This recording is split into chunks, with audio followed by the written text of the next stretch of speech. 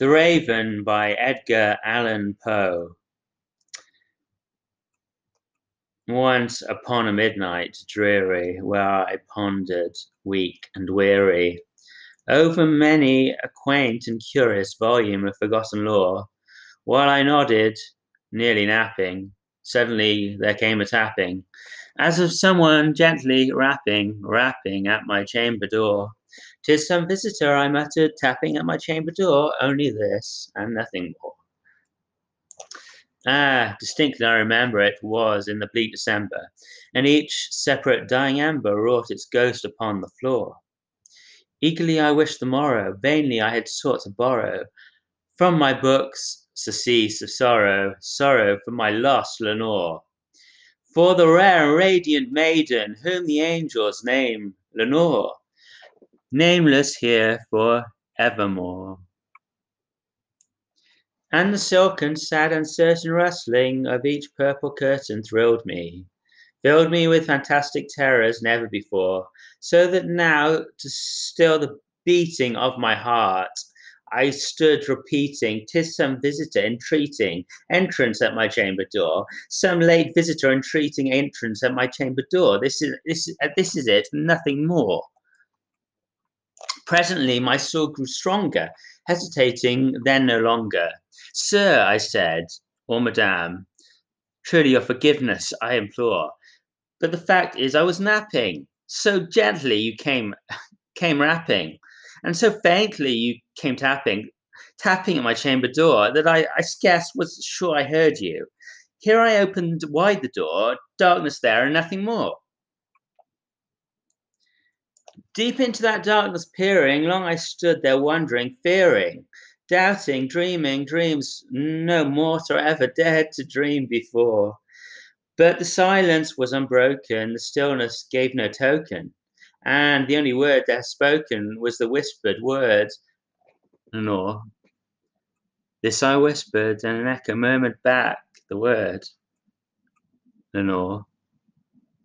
Merely this, and nothing more. Back into the chamber turning, all my soul within me burning. Soon again I heard a tapping somewhat louder than before. "Surely," I said, "surely that is something at my window lattice. Let me see then what thereat is, and this mystery explore. Let my heart be still a moment, and this mystery explore. 'Tis the wind, and nothing more." Open here I flung the shutter, when with many a flirt and a flutter, in there stepped a stately raven, in the saintly days of yore. Not the least abeyance made he, not, not a minute stopped or stayed he, but with mien of lord or lady, perched above my chamber door, perched upon a bust of Pallas, just above my chamber door, perched and sat, and nothing more. Then this ebony bird, beguiling my sad fancy into smiling, by the grave and stern decorum of the countenance it wore, "Though my crest be shorn and shaven, thou," I said, "art sure no craven. Ghastly, grim, and ancient raven, wandering from the nightly shore, tell me what thy lordly name is on the night's Plutonian shore." Quoth the raven,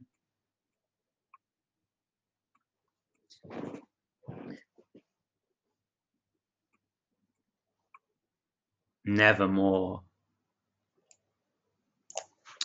Much I marvelled this ungainly fowl to hear discourse so plainly, though its answer little meaning, little relevancy bore. For we cannot help agreeing that no living human being ever yet was blessed with seeing bird above his chamber door. Bird or beast upon the sculptured bust above his chamber door, with such name as Nevermore. But the raven, sitting lonely on the placid bust, spoke only that one word, as if his soul in that one word he did outpour. Nothing farther than he uttered, not a feather than he fluttered, till I scarcely more than muttered, other friends have flown before. On the morrow he will leave me, as my hopes have flown before. Then the bird said, nevermore. Startled at the stillness broken by reply so aptly spoken. Doubtless, said I, what it utters is its only stock and store, caught from some unhappy master, whom unmerciful disaster followed fast and followed faster, till his songs one burden bore. Till the dirges of his hope that melancholy burden bore of never, nevermore. But the raven still beguiling all my fancy into smiling, straight I wheeled a cushioned seat in front of bird and bustern door. Then upon the velvet sinking, I betook myself to linking fancy unto fancy, thinking what this ominous bird of yore, what this grim, ungainly, ghastly, gaunt, and ominous bird of yore meant in croaking nevermore. This I sat engaged in guessing, but no syllable expressing to the fowl whose fiery eyes now burned into my bosom's core.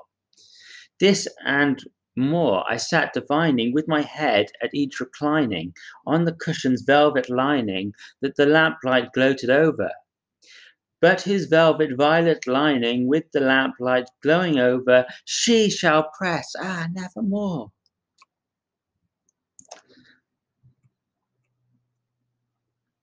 Then methought the air grew denser, perfumed from an unseen censer, swung by seraphim whose footfalls tinkled on the tufted floor. Wretch, I cried, thy God hath lent thee, by these angels he hath sent thee, respite, respite, and nepenthe from my memories of Lenore. Quaff this kind nepenthe, and forget this lost Lenore.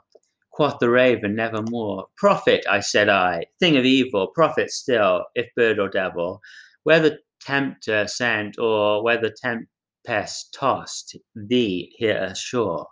Desolate yet awe undaunted, on this desert land enchanted, on this home of horror haunted, tell me truly, I implore, is there balm in Gilead? Tell me, I implore. Quoth the raven, nevermore. Prophet, I said, thing of evil, prophet still, if bird or devil, by that heaven that bends above us, by that God we both adore, tell this soul, when sorrow laden, within that distant Eden, it shall clasp a sainted maiden, whom the angels named Lenore. Clasp a rare and radiant maiden, whom the angels named Lenore. Quoth the raven, nevermore. By that word, as sign of parting, bird or fiend, I shrieked upstarting, get thee back into the tempest and the night's Plutonian shore. Leave no black plume as a token of that lie thou soul hast spoken. Leave my loneliness unbroken, quit the bust above my door. Take thy beak from out of my heart, take thy form from out my door. Quoth the raven, nevermore. And the raven, never flitting, still is sitting on the pallid bust of Pallas, just above my chamber door.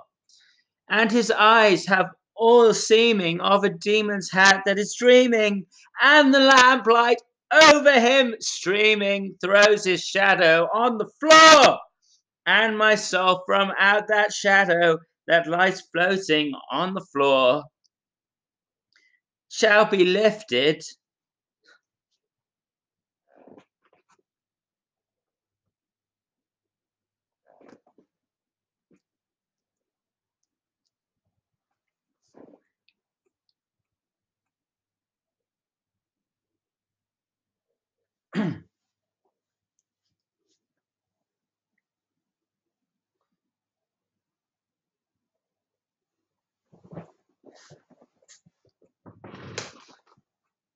On the bust of Pallas just above my chamber door. Pallas.